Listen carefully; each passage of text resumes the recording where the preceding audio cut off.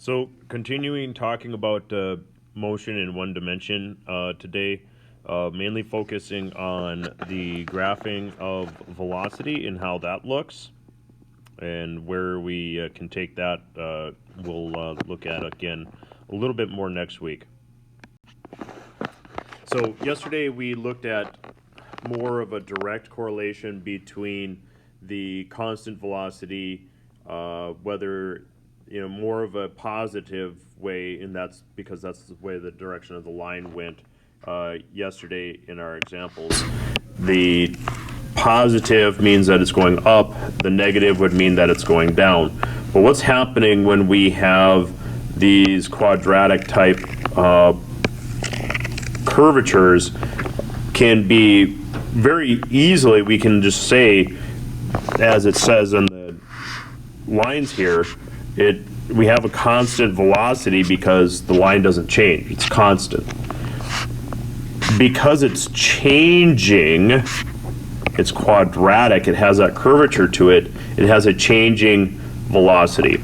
We're going to bring in and talk about that as the term acceleration later, but for now, we're just going to look at it and say, can I identify, based on my graphing, if I have a constant velocity as opposed to a changing velocity, and how those graphs end up looking will be just that. And so we're going to look at some things a little bit closely. And so what do those graphs look like? How do we identify some of those things within that graph as well with that? And so there's no numbers on these graphs, and that sometimes bothers people, but we just need to look at, okay, what is the slope of the line doing? Is there a curvature in it or not? So that's can be sometimes the frustration with these types of graphs, but I think it is, again, it's just what's happening. We don't need to get any more information than what's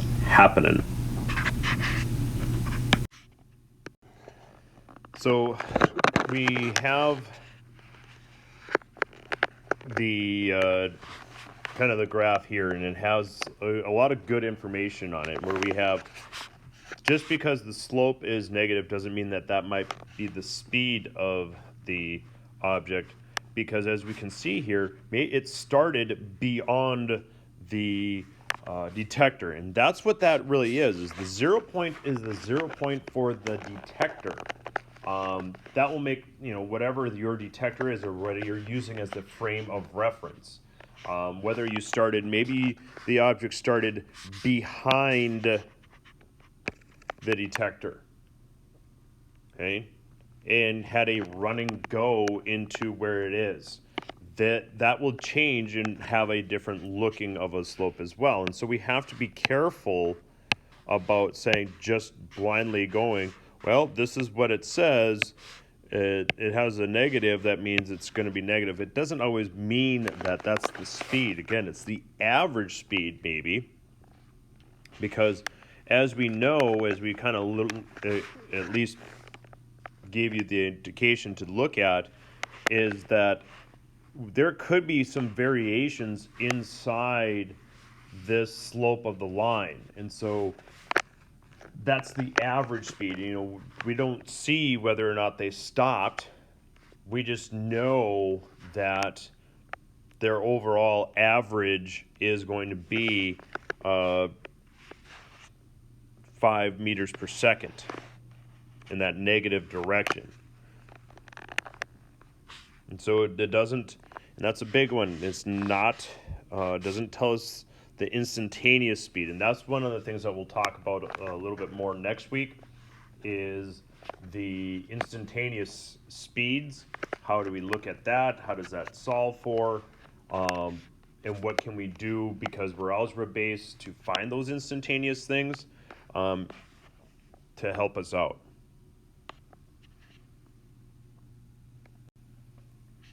So when we have this, we have two cars below, and I'll start the image here in just a moment. And so we're going to look at their position time graphs. We can see that one of them starts at 20. The other one is obviously starting off screen, so we don't know where that's going. And so when we start it, the graph goes one way, and then the red car comes into play, and we can see that happen again. And we'll keep allowing you to see what this is doing is that the red car is starting off screen, passing the blue car at 60, at the 60 position, and that's where they cross at. One of the things that a lot of times people think of is that, oh, because at the crossing at the same position, they're going at the same speed at that time. There's no way that that can even be remotely close to correct. If we look at the slopes of the line, even if you're trying to take them at extremely small time intervals, they're going at a constant velocity because we don't see any curvature in their lines. What we see is that the red car has a higher slope, meaning their average velocity is a little bit higher or greater, and therefore that's why they pass. Now, how long does it take them to pass? That's where kind of we look at it. And why does the red car not really come into play in there until 4? Why does the graph not start at 4? That's because it doesn't pass the detector until 4 seconds. Okay? We don't have this graph extended below the 0 point or wherever the detector is. And so that you could almost take a line and maybe it accelerates up to it and therefore would have more of a quadratic part at the beginning. However, we're able to indicate, because of the technology that we have here, showing that it has that constant velocity right away. But it would extend down, and you could probably figure out, based on that, where the y-intercept is, based on math skills that we should have. Based on the slope, we could indicate and find the y-intercept, as well as we know what the x-intercept is because it's 4. So let's bring back our fire trucks. Now, one of the things that we can look at within our fire trucks is we should kind of have an indication of, we look at our motion diagrams. Okay, if we remember our motion diagrams, if the distance between our indicators, motion diagrams, or a dot diagram, we should be able to at least describe what's happening. Okay? Right now, we have no way of determining what the actual speed or the velocity is of this truck. We just know that it takes them to go 4 seconds to go this distance, which some arbitrary distance, and then it takes them 4 seconds to go that distance. So they're covering more of a space at that time. So we can take and just compare the two, and we can see, yeah, that is more of a distance than it was previously. And so therefore, that means it has to be going faster. How do we know it has to be going faster? Well, the velocity is a ratio of displacement over time. If the time is the same, and we don't know, and we'll just say D1 because maybe that will be D1, and this will be D2. The only way to change the ratio of these would be to have a larger, and so you could have to say, one would even say that D2 is greater than D1. So therefore, that ratio therefore would have to make the velocity 2, in this case, has to be greater. It has to be greater because that distance is greater.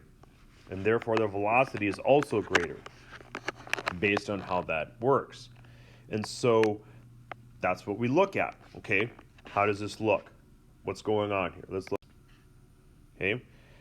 We take that quadratic, and at 2 seconds, what is it at that time? Well, we still can take a nice straight line and get it as close to the line as possible, zooming in at some point as well, and we find the rise, the x, which is be the displacement, overrun the time to find the slope of that line.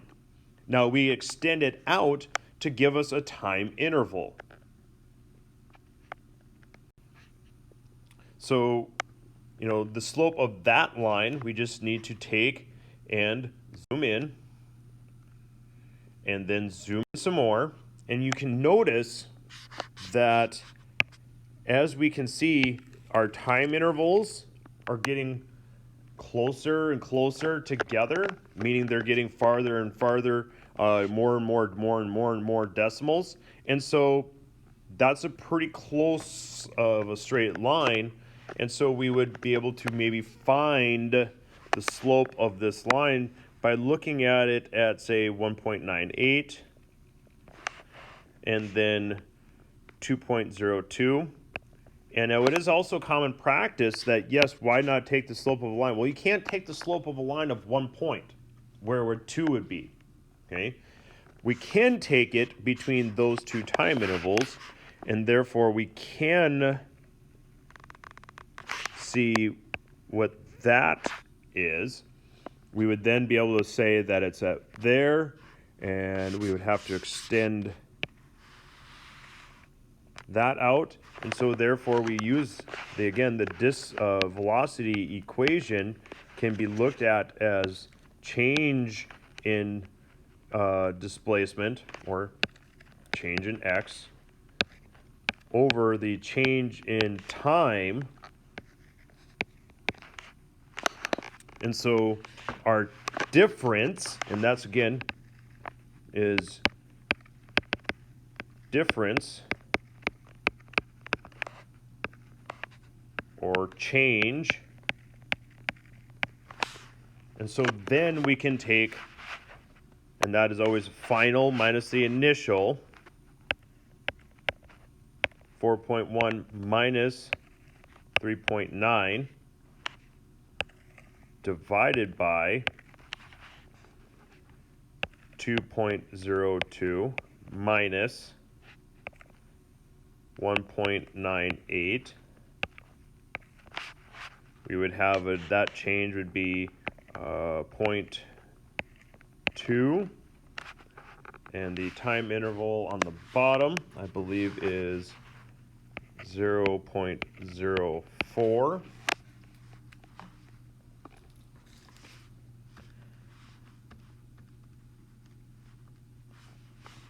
Which I have as 5 meters per second at 2 seconds. Now, if I go back to the original one, we wouldn't be able to say that at any given time, because as we know, it was quadratic, and therefore it's going to change. The slope changes in those quadratics.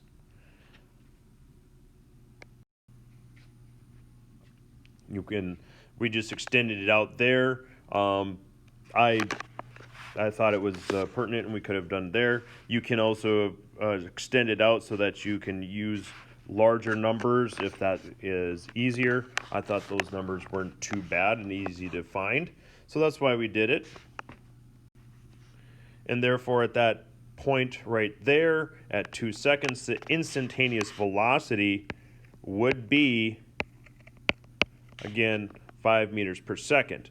Is that going to change? Yes, because if we look again very carefully, what about 1 second? What would it be at 1 second? Would it be the same? No, it wouldn't be the same. Because if I did that, we would have, that's not a very good line there.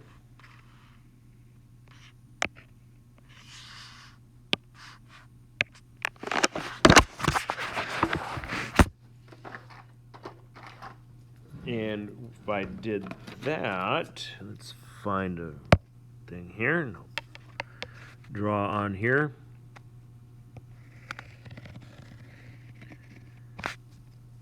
At 1 second, is the slope of the line the same as it is at 2 seconds?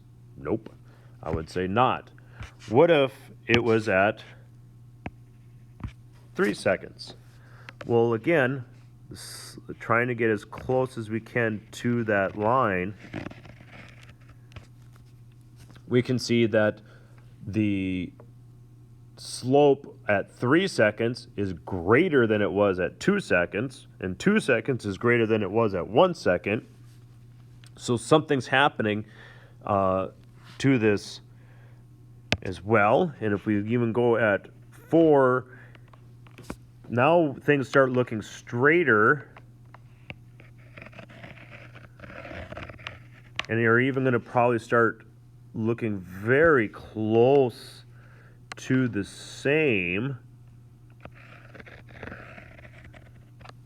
but still increasing their speed or their velocity based on that. And so we can see at those little points that there's a lot going on here. So the fire truck is speeding up over that time. We can find the slopes of those other colored lines. That would tell us the instantaneous velocity at those times. And really, when we looked at the previous slides, trying to get that time interval as close to 0 as possible becomes the try. Let's okay, let's try to get the time interval is close to 0, and that's when we get into that the actual equation does actually use the limit as the limit approaches 0.